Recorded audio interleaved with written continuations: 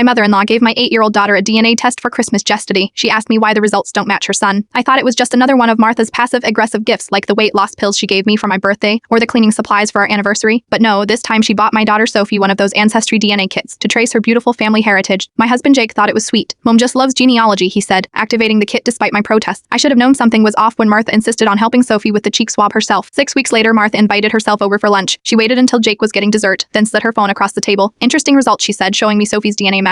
She's related to me, of course, but here is no genetic connection to Jake. Care to explain? My hands went cold, because Martha was right. Sophie wasn't Jake's biological daughter, but she also wasn't mine. Sophie is my sister's child, my sister who died in a car accident when Sophie was 2 months old. Jake and I took her in, adopted her, raised her as our own. We just never told anyone she was adopted, not even Martha. I am waiting, Martha, said her smile sharp as glass. You are right, I said. Sophie isn't Jake's biological daughter. Her eyes lit up like Christmas morning. She's not mine either. She's my sister's child. We adopted her after the accident. Martha's face went through 6 different expressions in 3 seconds. Sophie doesn't know, I continued. We're planning to tell her when she's older. But congratulations, Martha. You've just won the worst grandparent award. I didn't. Yes, you did. Yes, you did. You suspected something and tried to catch me cheating. Instead, you forced us to explain death and adoption to an 8-year-old because Grandma couldn't mind her own business. Jake walked back in with pie, saw our faces, and stopped. What's going on? I showed him the DNA results. His jaw dropped. Mom, what the hell? I was just curious about ancestry, Martha stammered. You gave our daughter a DNA test to prove she's not mine. Well, she's not yours, Martha snapped, then immediately covered her mouth. That's when Sophie walked in. Who's not whose? The room went silent. Jake knelt down. Sophie, honey, remember how we talked about different ways families are made? And that's how my mother-in-law forced us to have the adoption conversation 6 years earlier than planned. Sophie cried, asked if we were her real parents, if her birth mom didn't want her. We spent 3 hours explaining, comforting, showing her photos of my sister we'd saved for this moment. Photos that should have been shared when she was ready. Not because Brahma played detective, Martha tried to help. Sophie looked at her and said, did you think packet cheese was bad? Is that why you did the test? Even an 8-year-old understood what Martha had really been trying to do. Martha left in tears. Jake hasn't spoken to her in 4 days. Sophie's been having nightmares about her first mommy leaving her. Last night, Sophie crawled into our bed and whispered, am I still your real daughter even if the test says no? The test doesn't measure love, baby, just science, and love is stronger. Is Grandma still my real grandma? I wanted to say no. Instead, I said it's up to you. This morning, Martha sent a gift basket with an apology note. Sophie read it and said she should say sorry to my first mommy for making me cry about her. Out of the mouths of babes, Jake's been researching family ferrets. Us says we need professional help navigating this. He's probably right. But part of me will never forgive Martha for stealing this moment from us. She wanted to expose a secret. While she found one, just not the one she was hunting for, the ancestry kit is in the trash. Right next to the grandmother of the year mug Sophie made her last Christmas. Seems fitting.